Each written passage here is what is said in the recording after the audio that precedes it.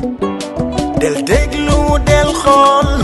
Feeling Dakar site bi lay jox information yu leer Feeling Dakar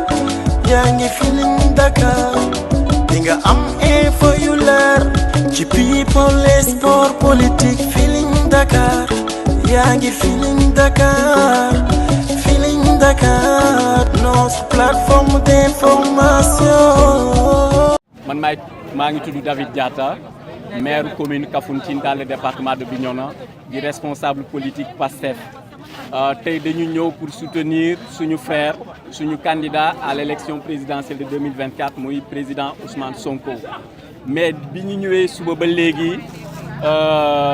population bi bëgg Ousmane Sonko jóg nañu de façon pacifique ñëw mais dañu barricade yëpp nanguñu kenn am accès ci salle bi en tant que alors que l'audience est censée être une audience publique loolu doyul ñu gis ne régime Macky Sall commencé na des arrestations arbitraires sànq rek bi gendarme bi policiers yi ñëwee sànni ay lacrymogène ñu dégg ne am na ñu ci gaañ maag maire bi ñoo nekkoon mu ne ma dafay dem hôpital de la Paix 7 ndax am na ñu gaañ ñu def bi muy dem ci yoon bi lañ ko intercepté muy gendarmerie jël ko may ñu ko civilu may ñu ko fu mu waxee jël ko dugal ko ci oto yóbbu ko gendarmerie de recherche fa la ñu jóge nii xool ba xam lan moo xew lan moo tax ñu téye ko mais nanguwuñu kenn am accès ci ñoom ñu ne nag situation bi dafa grave parce que mënuñu comprendre une autorité comme le maire de Bignona koo xam ne yëgul tiinul ñu yóbbu ko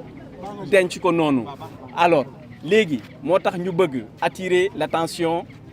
de l'opinion nationale et internationale pour que ñu arrêté ko arrestation arbitraire yaa ngi commencé fii te audience bi pareegul tey Bignona c'est la deuxième ville la plus importante dans la région de Ziguinchor après la région de Ziguinchor suñu paree ci moom ci kan la ñuy dem moo tax nag ñuy artu bu dee président Macky Sall ak régime am yaakaar na ne nii lay fexe ba tere candidature Ousmane Sonko fexe ba ku jege Ousmane Sonko mu jàppale def la lu ko ne dafay sonal boppam parce que fi mu toll nii c'est le peuple qui est debout c'est le peuple qui est debout c'est le peuple qui est debout derrière Ousmane Sonko moo tax nag ñu jël suñu responsabilité à travers les médias attirer l'attention et aussi ne leen ñu bàyyi le maire Bakary Diatta ñu bàyyi ko mu ñibbi këram parce que deful dara luñ koy jàppee donc loolu moo waral tey ñu convoqué tey presse bi pour te di xamal régime bi xooxatal bi jaru ko parce que kii la àndal mooy première adjointe au maire ak soxna si ngeen gis ñun ñoo nekkoon ñun ñeent ñoom ñuy dem ma bàyyi la mu gunge ko man ma ci yoon bi lañ ko intercepté yóbbu ko kii mooy première adjointe au maire bu Bignona peut-être moom elle va revenir sur les circonstances yi ñu ko arrêté mais li ci mu am solo mooy tey le peuple debout est déterminé pour qu'au soir du 25 février ñu élire président Ousmane Sonko à la tête de ce pays. Ce n'est pas la volonté de Macky Sall qui va freiner cet élan populaire là. kooku bu ko xamee xayrun bu ko xamul tamit xayrun lenn am na bu dee wax naa ko ci ay émission na fexe ba ci communes yi na fa tabax ay prison yooyu dina fees parce que instant bi ni ku nekk suñu pare na pour dem prison si c'est pour défendre cette bonne cause qui est la cause qui est la volonté populaire du Sénégal donc lii laa am lu ma leen di wax ma leen di gërëm di leen sant.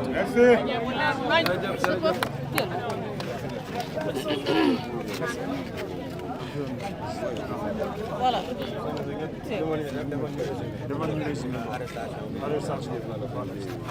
Voilà, maa ngi nuyu sénégalais yëpp maa ngi tudd Ousmane Sonko je suis la première adjointe au maire de Bignona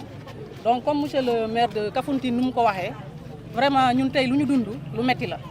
parce que gis nañu ni on a convoqué une audience publique mais finalement une audience à huis clos la ñu def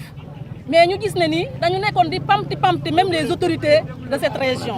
ay maire ñu ñëw pour fekkee ay audience ñu leen barricadé won même seen leur carte professionnelle de maire mais mënuñu fekkee ba ñu am accès à la salle du tribunal mais non seulement ça toog nañu sage di déglu résultat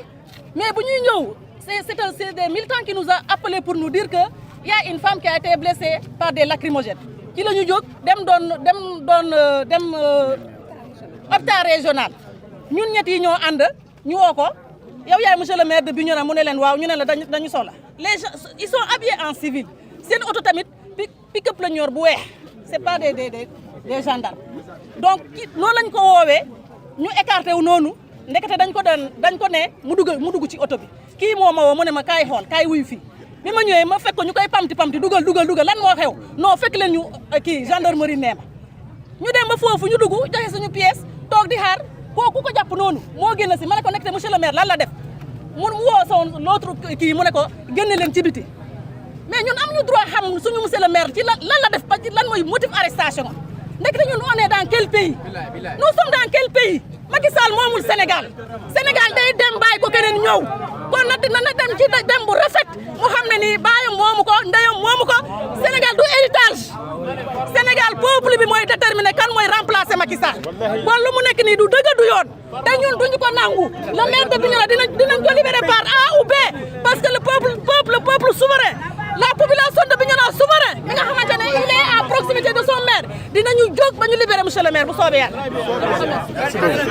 De la ville de Ziguinchor qui est aujourd'hui en prison. Ils ont arrêté le maire de Bignona qui est la deuxième ville la plus importante dans la région de Ziguinchor. Qui sont les maires qui vont suivre? Qui sont les responsables qui vont suivre? C'est là le problème. Et si Macky Sall pense que c'est dans ces conditions qu'il freinera cette volonté populaire-là, il